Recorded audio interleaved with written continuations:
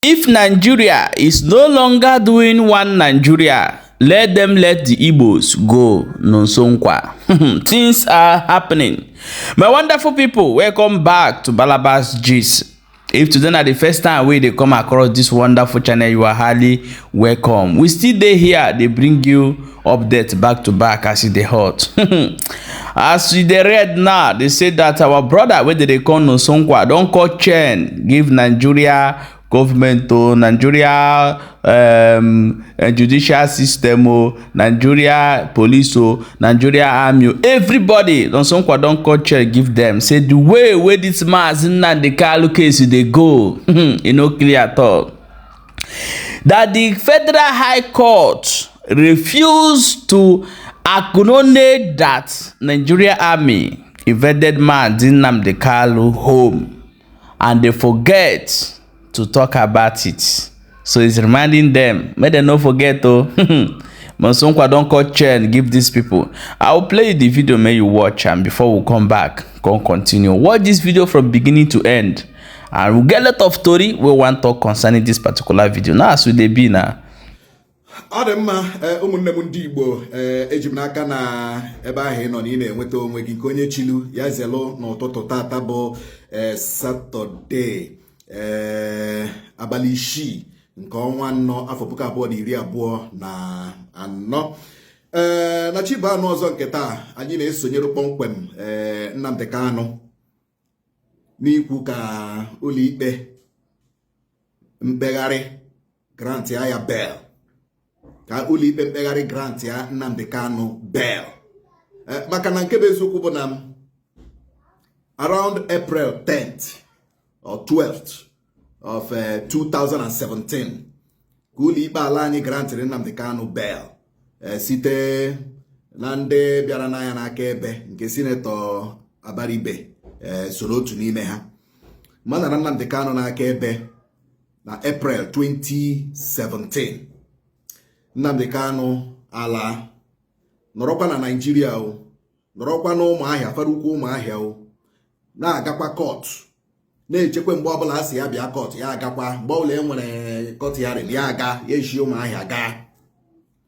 Suddenly November 2017, ndị agha Nigeria awakpo ụlọ Nnamdi Kanu ha na fara ukwu Ụmụahịa, steeti Abia. That was on November 2017. Now, onwe mgbe asị Nnamdi Kanu bịa court ya bịa court, onwe within that period anara ya n'aka ebe asị ya bịa court ya ịga court. But the invasion of his hometown, of his house, of his father's house, we butere the entire problem enwere on the issue of anakwa bail, agbakwa ọsọ agbahu. The only person ga-akwụrụ no ma ọ nọ na achọrọ igbu ye wo oshishi wo onye ga-akwụrụ no asị oshishi achọrọ igbu gị na oshishi ga-anọrọ ebe ahụ abịa gbutuo ya. Ọ bụghị mmadụ ga-azọgodi isi onwe ya, because ọ onye dị ndụ n'aka akụkọ. Ndị agha awakpo ụlọ Nnamdi Kanu ha November 2017. Some IPOB members were killed within that period. Ụlọ Nnamdi Kanu was ransacked. Agba ebe agbara ọkụ, ladu ihe ndị alaluru. Nnamdi Kanu agba ọsọ. Now, the argument which we expected the court, why did you people invade the hometown and the house of somebody and bail? Why did you people invade it? Of course, the Supreme Court that they committed an offense by invading the home of a suspect that is under bail. They committed an offense, and of course, the military committed an offense, which is punishable under the Nigerian Constitution. But those military men that did that thing, when they are still on the street. They Ferrari, now Wari. Nothing tangible was done to the Nigerian military for invading the house of Nnamdi Kanu. Nothing. And now, it is right it is justifiably and morally right that the appeal court, Nnamdi Kanu name approach now, will look into this matter and consider granting him bail. Can restore bail anyway because he mechara kagbuo the bail, si no jump pro bail. Okay, kodoto shi jump pro bail. Na ndị amị bịara igbu gị, ga-egbalaga. Are you getting me? Ndị amị bịara igbu gị, ga-egbalaga. Because there is an action that prompted an action. The action of the military to invade the house of Nnamdi Kanu because ọbụna ha nwetara ụbọchị ha ga-egbu ya. Yes, ọbụna ndị amị nwetara Nnamdi Kanu that day ha ga-egbu ya. I'm telling you the truth. So for Nnamdi Kanu to escape, I cancel the bail. It is now important and morally justified to restore the bail. So we are appealing to Ndodinaka to please do the needful. Do the needful. Very, very important.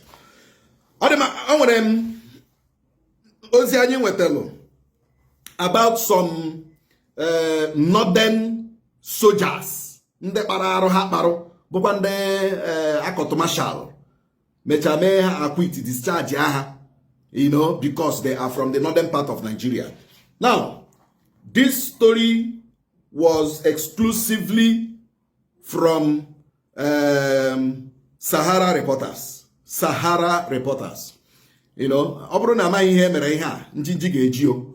Obro na amaghị ihe mere this thing njinji ga-eji. One private Usman Shumba, Mpayawo captain na Nigerian Army but onwo na Borno, ha na ndị Boko Haram. You know, this particular private Usman Shumba na-ekwu okwu ye gburu cosmate ye na Ohafia State Abia when he was serving there. Gbuo ye, eme ya arrest.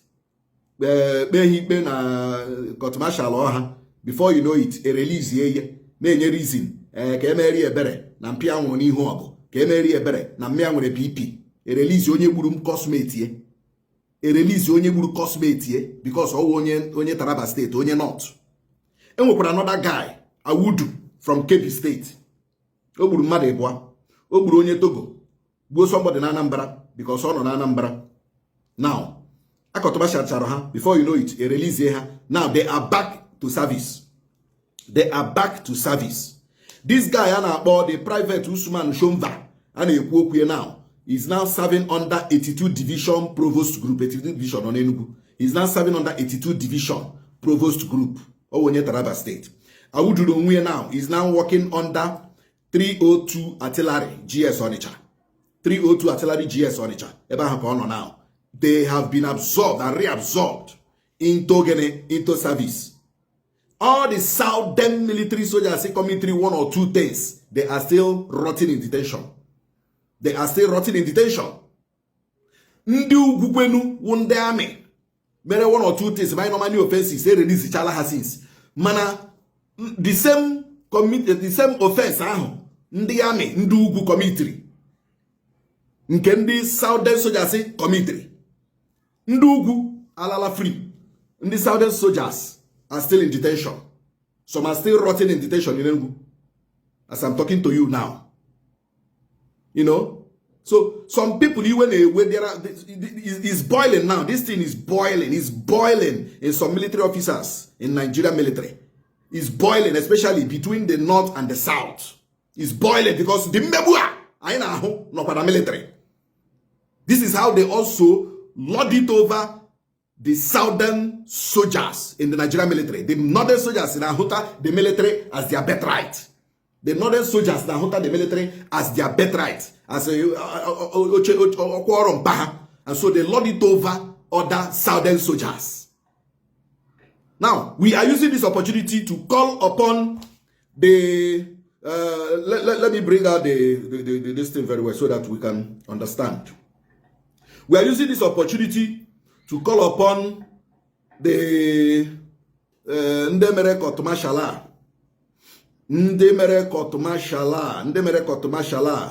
to make sure that they do the right thing, you know. to make sure that they do the right thing. And of course, calling upon Major General Hassan Dada, the General Officer commanding 82 Division, to make sure that all these things now is implemented, especially. But I believe that onye buruma de kwese hela.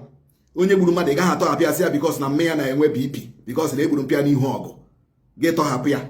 You know, ademe. Okay, what of the Southern soldiers who put in Mado? Unato haproha, mba. Southern soldiers see Maracanaba, Unato haproha, mba. They cannot bribe, Unato haproha, mba. But to Buhande North, Metara Hamre, they are free. Unelende Southern soldiers to Buhana na detention. Now, we want to make this very clear from Sahara reporters, you know. Okay, the court martial, Colonel Usman Ahmad, who the president, leading 10 members, wounded court martial Rwanda.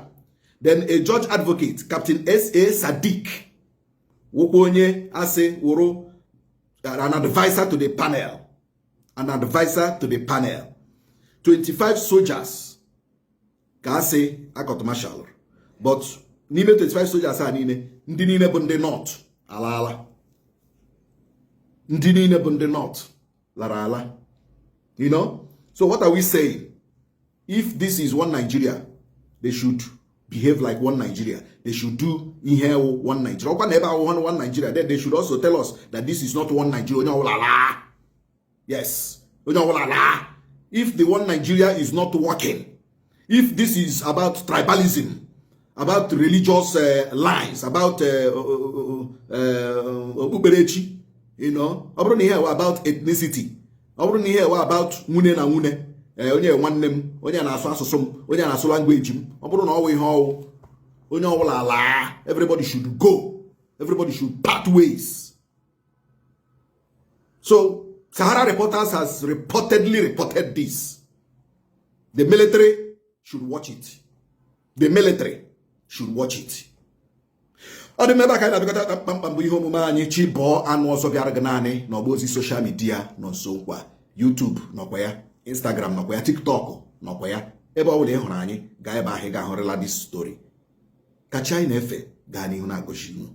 Ụbọchị taa gara anyị niile siriri werere. Yeah, my people, welcome back. As you don't watch that video, so when I don't see no one Nigeria. I tell you people that as long as this country do not want to come together and agree on their own of how they will live, how the future of our born children will be, we are not going nowhere. But I have one question, and I have one reminder to all these people who think that Nigeria is their birthright. And also one question to all these our brothers who think that let us continue managing this country. I have one question for you. How long do you have to live in this earth? Then what will be the fate of your born children, even your born children now? What will be their fate then? So you want them to still continue saying the same thing our own generation is saying? Let's restructure it. Let's make things work.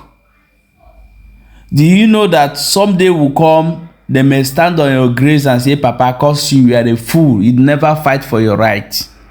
You never wanted a good life for us. And this thing also go to the Northerners, to the Yorubas. Nigeria is never a birthright of all of you, but it's amalgamation done by someone from another land, amalgamated you together, and then you now think that this is your birthright. Then they ask you to face Igbos. They are your problem. And today Nigeria never work for how many years now? So we have been saying, let it be a round table talk. And the worst part of it is that my brother Nosonkwa, if I were you, I would have leave this military side. Let them take their coat where they hang it, because The same people they will send, oh, go after Nonsonkwa, we have said something, or he's saying something over there. It's the same people that will come. These people you are here now trying to get justice for. It's the same people that will come for you. So they have seen that military ego on them. So the only solution to this country is let everybody decide in faith in this country. That is the only thing. If you keep dreaming that one day things will go well, you will dream everlasting. My people, share this video and drop your own opinion in a comment section.